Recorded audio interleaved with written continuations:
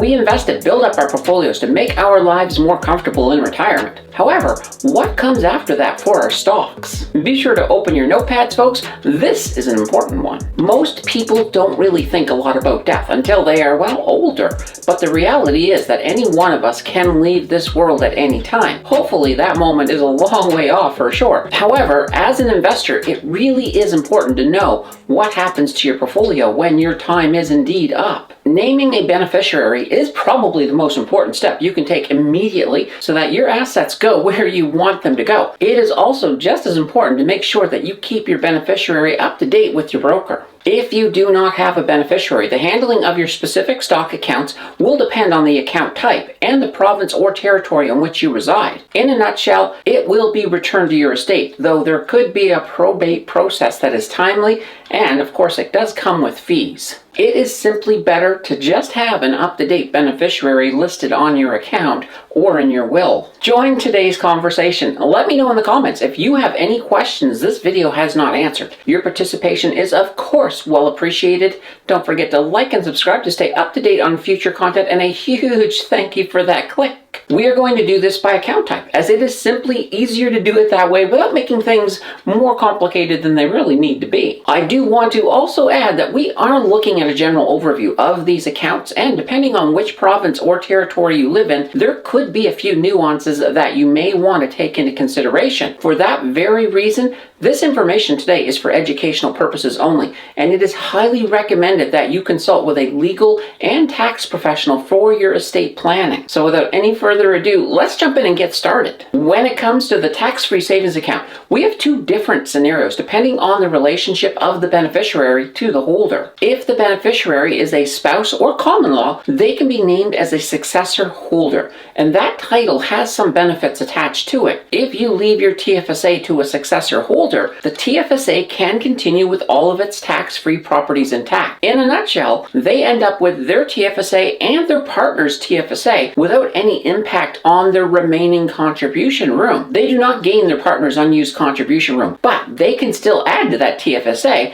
though the extra contributions will come out of their contribution room. They can keep it as two separate TFSAs, or there are of course ways to consolidate them into one single account. As an example, if George had a $20,000 TFSA and his wife Sally also had a $20,000 TFSA, with George's passing, Sally would be left with two TFSAs of $20,000 each, but only hers would have her remaining contribution room. She could of course move all of George's $20,000 into her TFSA, and she would then have $40,000 in her TFSA, and she would still have the same contribution room left, so it would not impact the contribution room at all. The second option with the TFSA is to leave it to a beneficiary that is not a spouse or a common law. In this case, the TFSA's value can be transferred tax-free, with a small hitch. Only the fair market value of the account at the time of death is tax-free. If the account grew after the holder died, that extra money would be taxable as income. The TFSA of the deceased is then of course closed on the transfer. Let's take a look at the RRSP. So once again, with the retired registered savings account, we do have two cases. In the case of a spouse or common law, or a financially dependent child or grandchild, the RRSP, or also the RRIF, can simply be rolled over into their RRSP. This does not incur any taxes, but would still be taxed when it is withdrawn as usual. Also, when that money is moved into your RRSP, your contribution room, once again, remains the same, so you don't lose any contribution room in this process. Now, in the second case, if they leave their RRSP to a non-spouse or common law or a non-dependent child, then the RRSP is taxed as income at the holder's marginal rate, and they would then receive what is left over after those taxes are deducted. Let's change gears for a moment and we'll look at the RESP. So when it comes to the Registered Education Savings Plan, in the event of the child passing away, then the RESP can be redesignated to another child, or it can of course be closed. If the plan is closed, you do have to repay the government grants, and any income made from the account becomes taxable in addition to a 20% penalty. Another common account that people sometimes set up is the RDSP. So the Registered Disability Savings Plan would continue for the named beneficiary in the event that you had passed.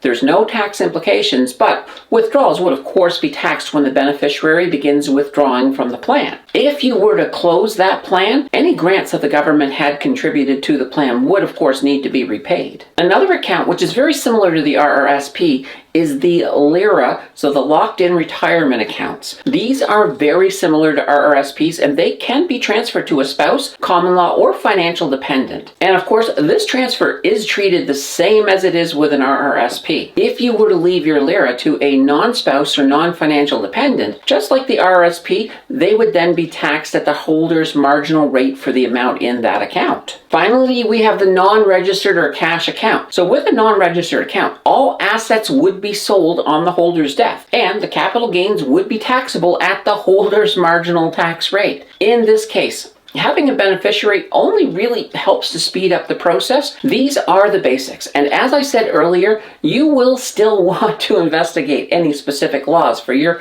particular province or territory. For example, naming a successor holder for your TFSA can only be done in your will within the province of Quebec. And it does go without saying, I cannot stress this enough, it is always best to consult with those legal and tax professionals for your estate planning. Keep the learning going. Watch my video on Enbridge, linked over there on the left, or test YouTube's recommendation skills by checking out the video on the right. Your choice will decide the winner, and I will see you in the next video.